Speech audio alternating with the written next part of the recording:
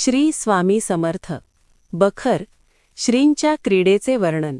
एकदा चोळाप्पाच्या बायकोने हरभरे भरडून उत्तम डाळ करून रांजणात भरून ठेवली होती. महाराजांनी कोणास न कळता त्यातील डाळ चोळाप्पाच्या गाईस नेऊन घालण्याचा क्रम ठेवल्यामुळे सर्व डाळ संपली. काही दिवसांनी सण आला. पुरणपोळी करावी या हेतूने चोळाप्पाची बायको डाळ काढावयास गेली. पाहते तो रांजण रिकामा. महाराजांच्या रोजच्या चेष्टा तिला ठाऊक होत्या. त्यावरून त्यांचेच हे काम असावे असा तिला संशय येऊन तिने ही गोष्ट चोळाप्पासी कळवली. चोळाप्पाने महाराजांना डाळींबद्दल विचारले तेव्हा महाराजांनी जवाब दिला, हमको क्या मालूम, तुम्हारी गऊ डाळ खा गई, उनको पूछ. चोळाप्पा घरचा फार दरिद्री होता.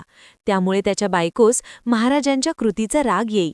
असे निधान हाती सापडले असून ओळख पटली नसल्याने ती महाराजांस प्राकृत मनुष्य समजे. उदाहरण कृष्ण यशोदेचे.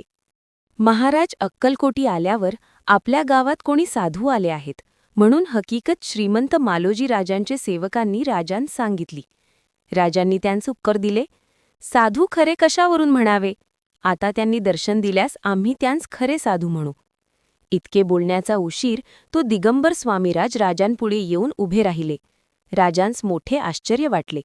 त्यांनी मनोभावाने श्री स्वामींचे दर्शन घेतले. पुढे काही वेळाने स्वामी महाराज उठून पुढे गेले. पुढे काही दिवसांनी मुंबईचे गव्हर्नर साहेब सोलापुरास आले होते. काही संस्थानाच्या कामासंबंधाने मालोजी राजेसाहेबांस त्यांनी बोलावले. राजेसाहेबांनी आपले कारभारी चिंतोपंत अप्पांना बरोबर घेतले. टोळ यांनी राजेसाहेबांस सुचवले की आपणास राजकीय कामास जावयाचे आहे. चोळाप्पाच्या घरी साधू आहेत त्यांचे दर्शन घेऊन जावे. राजेसाहेबांनी टोळ यांच्या म्हणण्यास रुकार दिला. चोळाप्पाच्या घरी बाजेवर महाराज बसले होते. मेण्यातून उतरून आत येऊन पाहतात तो महाराजांची कडक मुद्रा पाहून राजांस पुढे जाण्यास धैर्य होईना. अरे इकडे ये म्हणून महाराजांनी हाक मारल्यावर आत जाऊन महाराजांचे दर्शन घेतले. तितक्यात एका शिपायाच्या हातात तलवार होती. ती घेऊन महाराजांनी राजाच्या हातात दिली. तसेच हुजऱ्याच्या हातात पिकदाणी होती. ती घेऊन राजेसाहेबांच्या हाती दिली. मग दर्शन घेऊन राजेसाहेब व टोळ सोलापुरास गेले. गव्हर्नर साहेब जाण्याच्या गडबडीत होते. त्यामुळे तोफांची सरबत्ती व इतमाम राजास मिळावा तसा मिळाला नाही. त्यामुळे राजास वाईट वाटले. गव्हर्नर साहेब व राजेसाहेब यांची मुलाखत झाली. हत्यारे बाळगण्यास संस्थानात बंदी झाली होती. त्याबद्दल विचार करून साहेबांनी पूर्ववत हत्यारांची मोकळीक दिली. महाराजांनी राजाच्या हातात तलवार दिली. त्याचा अनुभव हा आला असे तेव्हा समजले व पिकदाणी दिली याचा अर्थ अपमान होईल असा अनुभवास आला. हे पाहून राजास आश्चर्य वाटले.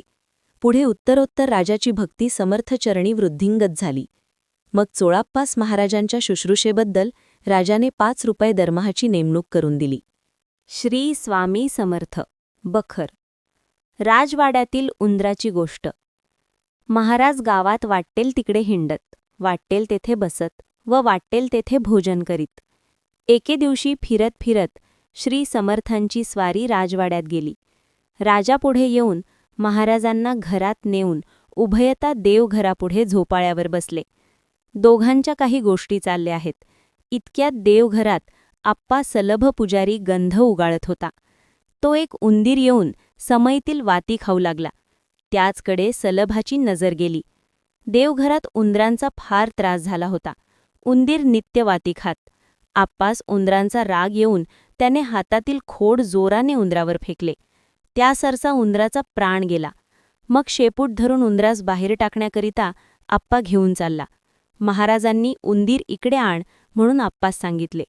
आप्पांनी तो श्रींजवळ नेऊन दिला. त्यास घेऊन महाराजांनी झोपाळ्याच्या कड्यातून इकडे तिकडे व तिकडून इकडे अशी 10-5 वेळा काढघाल केली. मग त्यास हातात घेऊन बच्चा जाव म्हणताच उंदीर जिवंत होऊन ताडकन उडी मारून आपल्या बिळात पळून गेला. हा चमत्कार पाहून राजा श्रींच्या अद्भुत शक्तीबद्दल मोठा चमत्कार वाटला.